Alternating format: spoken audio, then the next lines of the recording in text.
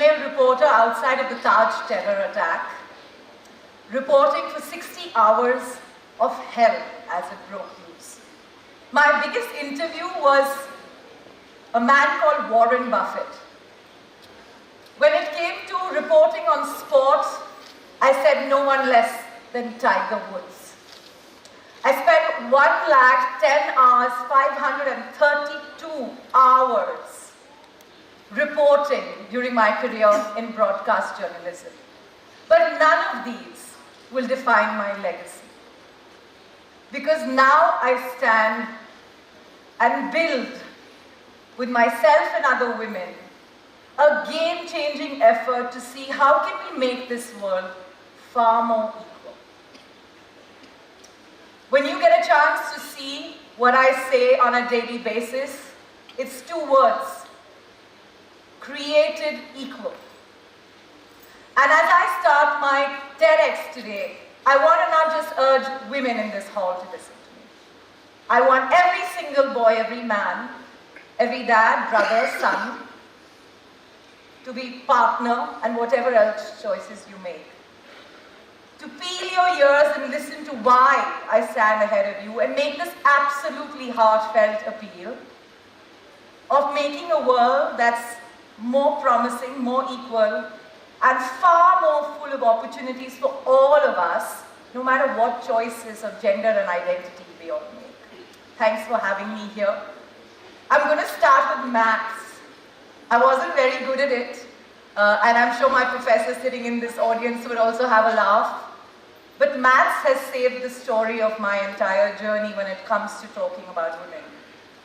We're 750 million women in this country. That's half the population. At 50% of our population, we should be half the vote. We should be half the voice. We should be half the democracy. But we are not. Why? We never ask ourselves. Can't remember the last time you guys must have picked up the preamble, but I remember parts of it was always involved in our prayer. And so we call ourselves a nation that starts by saying, "We the people of this nation." And I say, where is this "we the people" without the power of "she the people"? If half this country's population is not participating in changing the way we think of ourselves, building this nation really, and shaping the future of our future, how will we succeed as a country that says that in 5 years from now, we want to be a $5 trillion economy? Are we doing this with half our strength?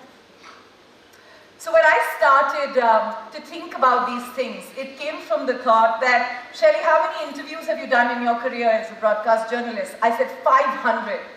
And I said, who are these 500 people? This is me talking to myself. These were top CEOs, the ones who sit in cabins and boxes they call corner offices. And I said, how many of them were women? 33. I interviewed 33 top CEOs who were women in my entire career. And I looked at myself, what a shame. How do we define a CEO today? How do we define success today? And that's really what hit the nail on its head for me. We believe that it has to be a success story where somebody comes up to a stage and talks, then you're successful. You have to launch rockets to be successful. You have to create $1 billion company to be successful. And I say no. Let's not define success by measurables that have been put across.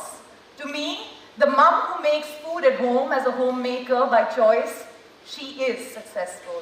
To me, the girl who goes to work, earns her money, and lives the life of her choice is successful. To me, the teachers who choose to teach and not chase a corporate dream is successful. And as we build that idea of success, we realized that there were not 100,000 women, not 1 million women, but 750 million successful women around us.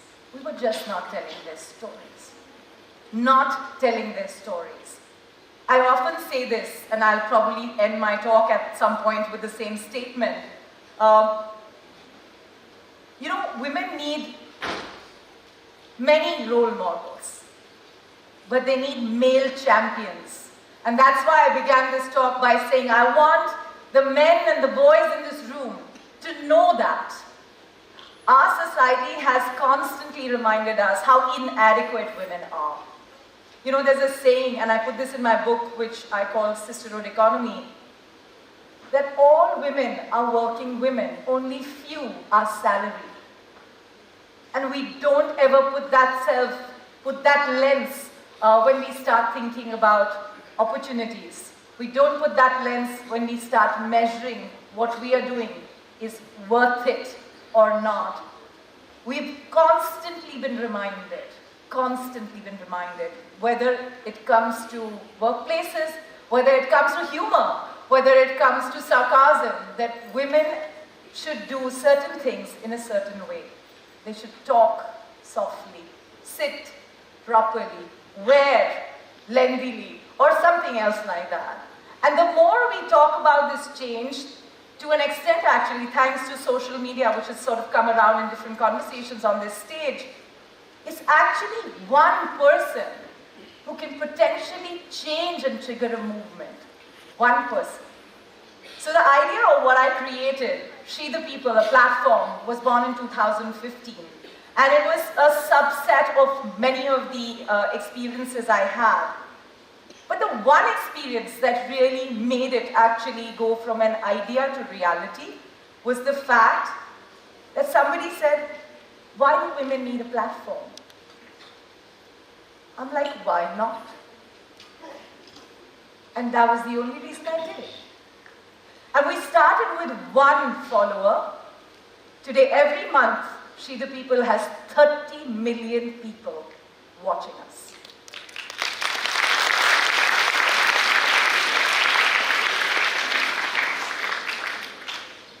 When you go and, no matter where you go in your life, no matter what choices you make, you're going to find people who say, this is not what will bring you business.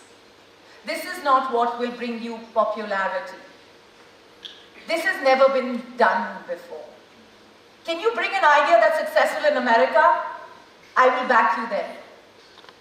These are the kind of conversations you'll hear whether you're a man or a woman.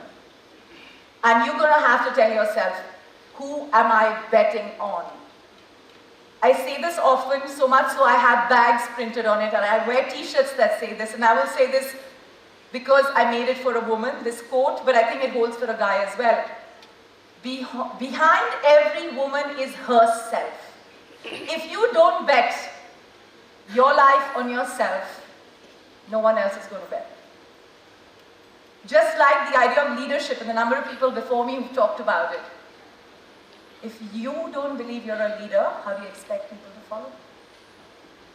Please, when you go out there into your life, when you make choices at school, when you make choices outside of school, the naysayers will multiply 10x, and the supporters will divide themselves by that much.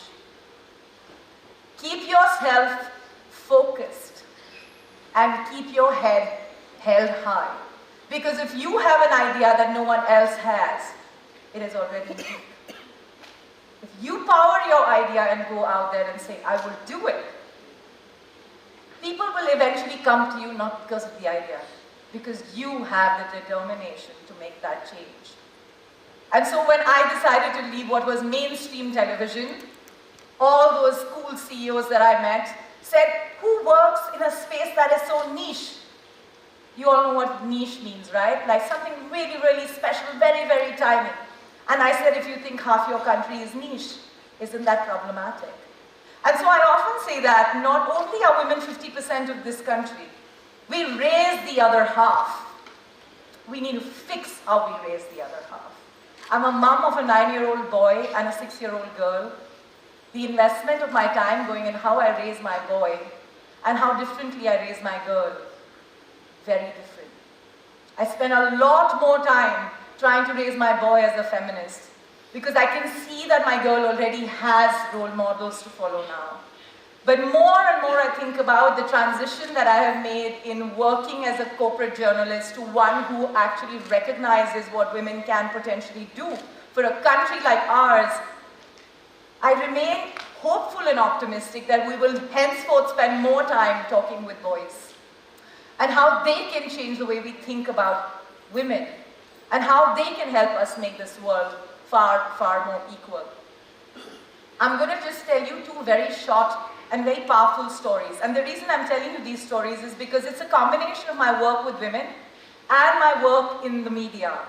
That there is a tendency that what we read on our timeline is the truth. There's a tendency of what's written in the newspaper is the truth. There's a tendency for us to believe that what we see on television or the forwarded video that comes into our phones is the truth.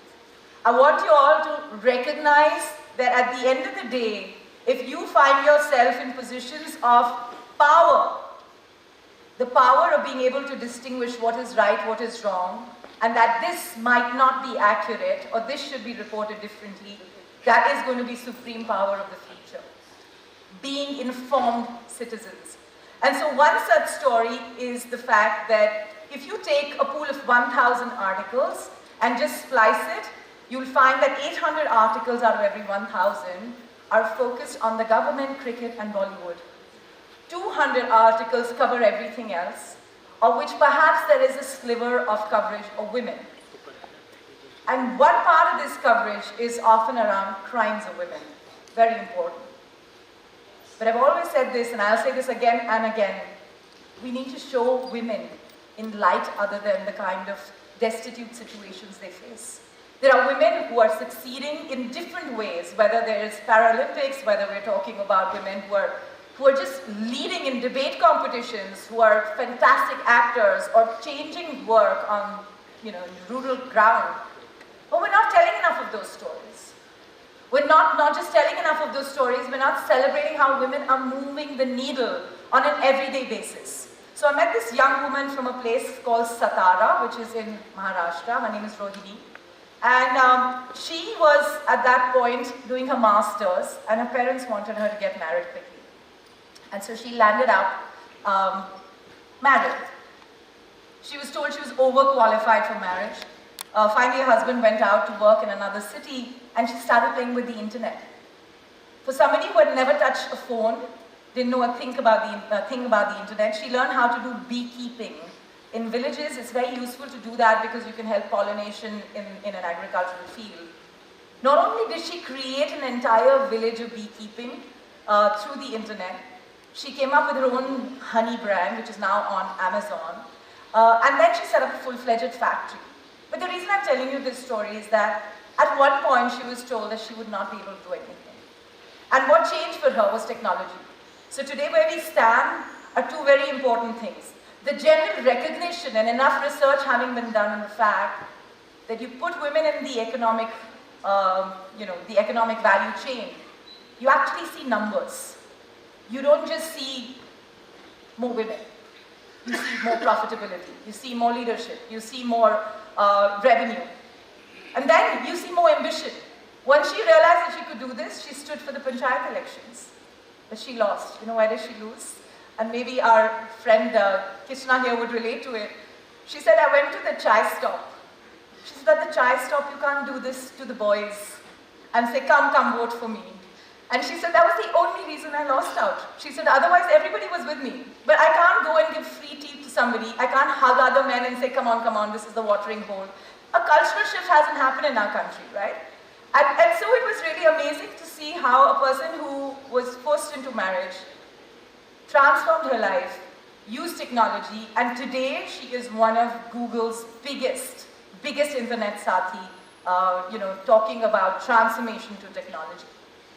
The other end of the spectrum, talking of reporting, have you all heard of this term, farmer suicide? Rampant in a country like ours, given how many more people work in a farm than they actually can afford, then they take debt, and when they can't pay back debt, they die by suicide. The farmers. It's very tragic. The reporting on this is about farmer suicides going up in Maharashtra and Andhra Pradesh. Ask yourself the question, that we report about the farmers who are dead. Where do we ask the question about what's happened to their wives? Those who have gone, but we stop asking questions about those who are left behind. And that is another reflection of how we report. and how problematically we report. And why I say that?